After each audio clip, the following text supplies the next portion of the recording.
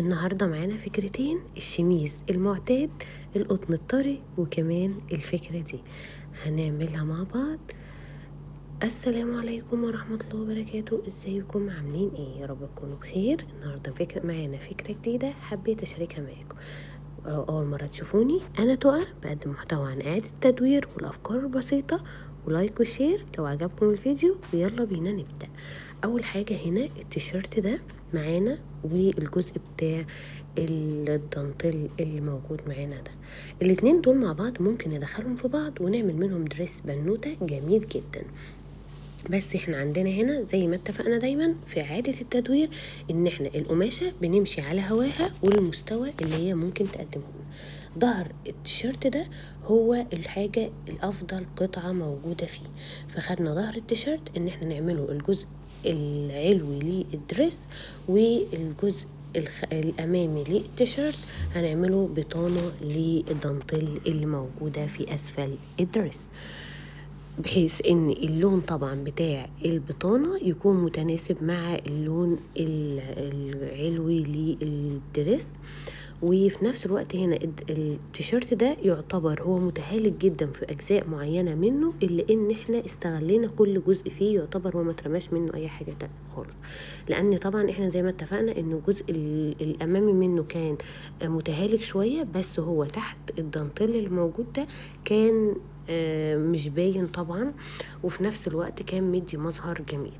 قصينا الجزء ده زي ما انتم شايفين كده، وابتدينا نقفل الجزء بتاع الدريس ده. على فكرة ينفع أطفال ما شاء الله صغير، يعني من سن على حسب طبعا جسم كل طفل، بس هو يعني من سن 2 ل6 سنين تلبسه لحد ما يبقى ستايل بلوزة أو فيست على ليجن. فهو يعني بيقعد فترة طويلة لأني هو بيمط والقماشة مريحة وجميلة. كل الافكار دي يا جماعه مش شرط تنفذيها كما هي بالظبط، لا، انت عندك اكيد حاجتين شبه دول مركونين، ممكن تفكري بنفس الطريقه ان انت تجمعي ازاي الفكرتين دول على بعض، ان انت تطلعي منهم حاجه. هي دي الفكره من اعاده التدوير، ان انا بديك الفكره بس انا مش عارفه ايه الحاجه اللي عندك. لا، الحاجه اللي عندك دي انت اكتر ادرى بيها، هتقدري ان انت تطلعي منها ايه. الفكره ان انت بس تعرفي اللي قدامك ده ايه افضل حاجة تطلعها منه، وفي نفس الوقت يبقى اقل نسبة اهدار للقماش اللي موجودة، وفي نفس الوقت القماش تقدري تستغليه صح. زي ما اتفقنا ان انت بتمشي هنا على هوا القماش وعلى طبيعة القماش او افضل جزء موجود عندك في القماش، بحيث ان انت الفينش النهائي يطلع ان انت اكن دي قماشة جايباها وانت مستخدماها، مش حاجة عاملة لها اعادة التدوير. وزي ما انتم شايفين كده دي النتيجة الاولى. معانا فكرة تانية بقى للشميز المعتاد اللي هو بيبقى قطن فيسكوز، ومش عارفة يعني صعبان عليكي ترميه، وفي نفس الوقت ان انت عايزه تستخدميه. زي ما انتم شايفين انا بحب اقيس لكم المقاس عشان تقدروا تقدروا مساحته قد ايه او طوله قد ايه، او يسمح المسطره دي 60 سنتي، فانا هنا بقيسها لكم. يعني ما شاء الله ده ينفع لبنوته حلوه. طبعا ده زي ما اتفقنا الشميز المعتاد ده موجود عند ناس كتير بنفس الخامة دي، خامة جميلة جدا بالنسبة ان انت لو طلعتي منها دريس اطفال، ولو بكم كمان هيطلع معاكي مقاس اكبر. هنا زي ما احنا متعودين هنطلع الجزء اللي هو المهم او اللي هو افضل قطعة ممكن نشتغل فيها. الجزء هنا كان في الظهر برضو، افضل قطعة كانت فيه هي الظهر.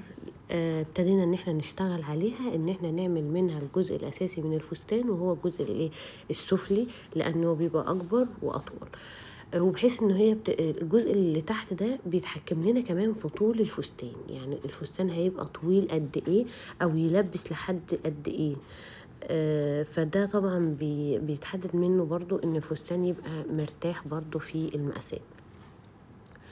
ولو بتمنى لو وصلتي معايا في الفيديو لحد هنا تكوني عملت لنا لايك وشير للفيديو، وتتابعينا على صفحاتنا على فيسبوك وتيك توك، هسيب لكم اللينك في صندوق الوصف. وبتمنى الفكرة تكون واضحة، وبتمنى تكون عاجباكم. زي ما انتم شايفين هنا الشميز ده كان فيه يعني بقعتين في القماش، فطبعا ابتدينا ان احنا نتلاشى النقطتين دول. في هنا الجزء ده من الاسفل فيه بقعة، ومن فوق فيه زي تآكل كده او تنسيره في القماشه، حاجه شدت الشميز او كده. فابتدينا ان احنا برضو نأقلم القطعتين على بعض، خدنا جزء من الاسفل مع جزء من اللي فوق، وابتدينا ان احنا نجمعهم على بعض بحيث ان احنا نعمل الجزء العلوي من الفستان. وده زي ما انتم شايفين الجزء اللي تحت من الفستان.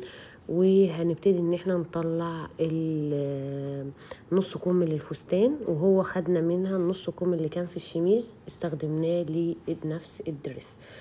بنمشي على هوا القماش على قد ما نقدر بحيث ان احنا ندي للفستان اكبر مساحة ممكنة ليه برضو ان هو يكون طويل وينفع للطفلة لفترة طويلة. بالنسبة للأطفال يا جماعة تقدري تتني لها مثلا 4 قراريط في الفستان، تضيقي لها الأجزاء الداخلية. عملنا هنا برضو حزام عشان خاطر نفس الفكرة، ان انت مثلا لو الفستان واسع شوية هتتني الطفلة برضو تلبسه فترة طويلة، كل ما تيجي تلبسيها مثلا هتضيقي على حسب المقاسات بتاعتك.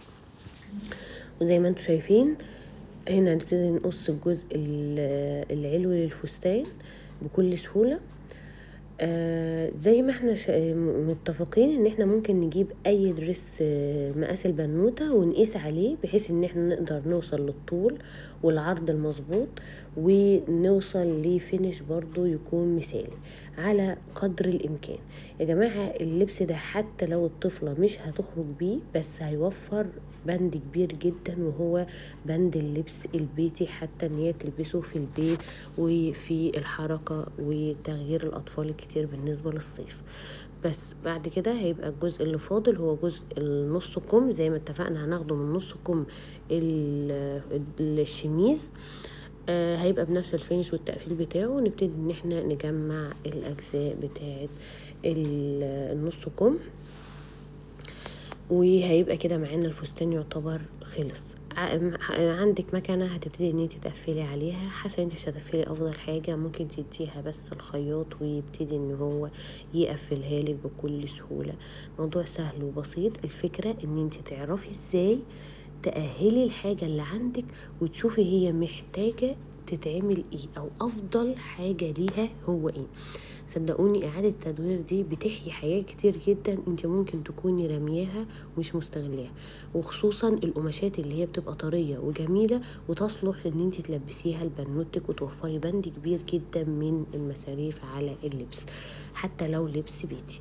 وطبعا هنا هنحتاج سوستة للفستان، وهعمل له انا الفستة دي هتبقى خلفية على فكرة، وهعمل له ديزاين بسيط من قدام للفستان. وزي ما انتم شايفين دي كانت النتيجة بتاعة الدريس ده، وده الجزء بتاع الحزام والسوستة. هنا انا بس بوضح في النقطة دي حوار السوستة، ان انا بقول لكم هنا عاملة سوستة سحرية. وطبعا الطول زي ما اتفقنا يعني هنا الطول ده 70 سنتي الفستان. السوستة هنا بوضح حتة السحرية والعادية، ان انا بركب هنا سوستة عادية مستوردة بقفلها بطريقة معينة زي ما قفلتها معاكم قبل كده في الفيديو، بحيث ان هي تكون عملية طبعا بالنسبة للبس الاطفال. يكون معنا الفكرة دي انتهت، وهي دي الفكرتين بتوع النهاردة. اتمنى لو وصلتوا معايا الفيديو لحد هنا تعملوا لايك وشير وتكونوا استفدتوا من الفيديو. والسلام عليكم ورحمة